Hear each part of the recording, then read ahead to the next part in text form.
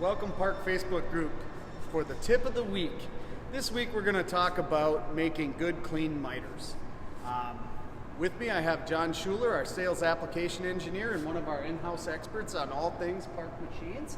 And he's going to help us walk through some of them high-level, simple things that you would need to do and need to account for to have good miters. John, looking at our table, would you consider this table in good shape? Hey guys. No, Joe. I would say the right-hand side of this table looks good. The left-hand side over here, you can see that we have some slats that need replacing. And wherever you see that rubber sticking up, we're going to want to replace at least parts of that.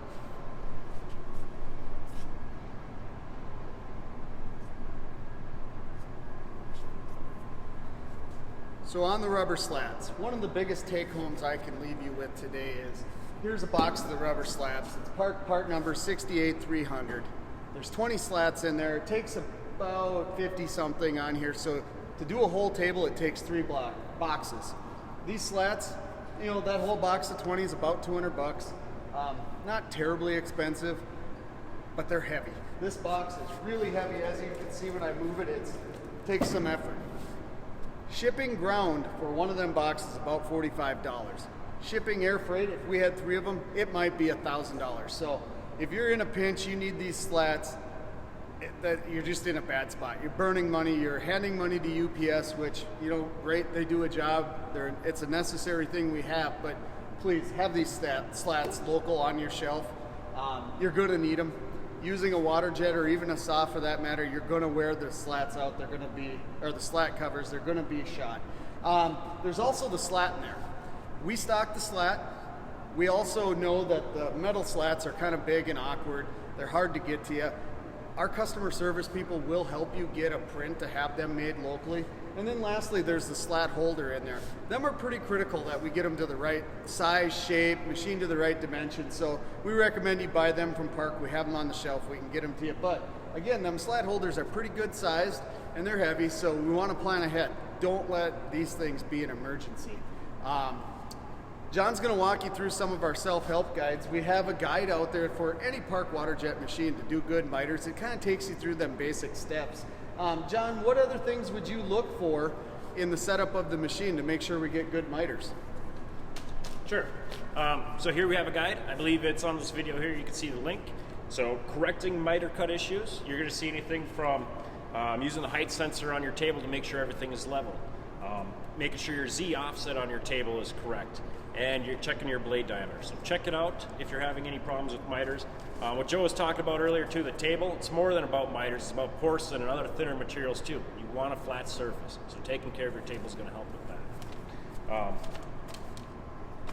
John, what about chipping? What happens if what would you recommend looking at if you see some chipping on your miters?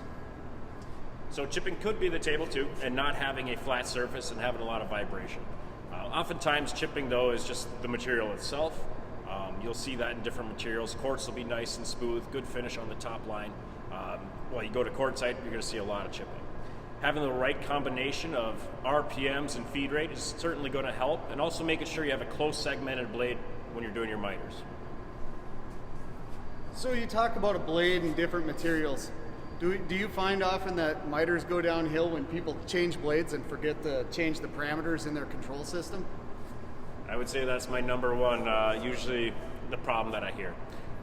So we could dig down and keep on looking for what the issue is, but it turns out it was a simple problem by not updating your HMI screen or your advanced setup screen with the correct parameters for that blade.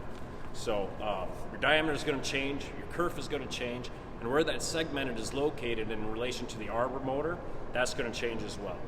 So you want to update that.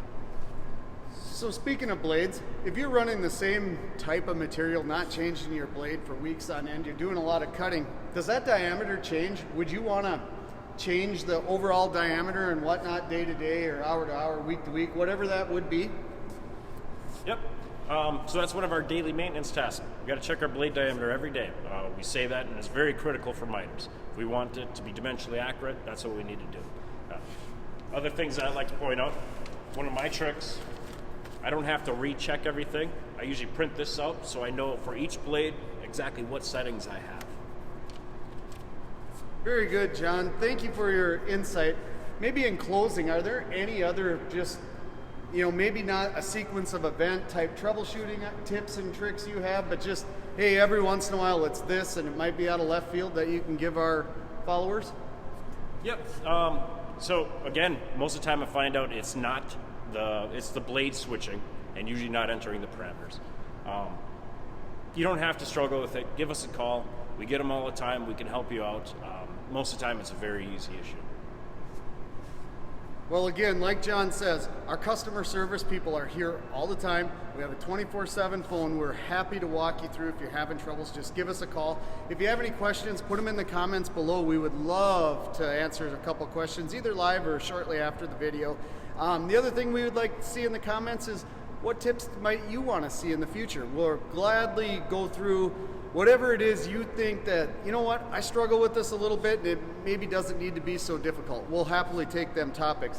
Again, in closing, one of the biggest things I can impart upon you people, make sure you have these rubber strips on the shelf.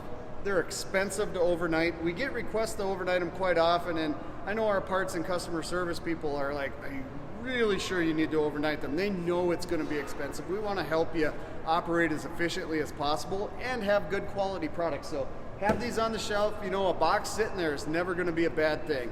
Again, thank you for your time. We enjoy doing these tips of the week, and through the comments, let us know what other tips you would like us to do. Thank you.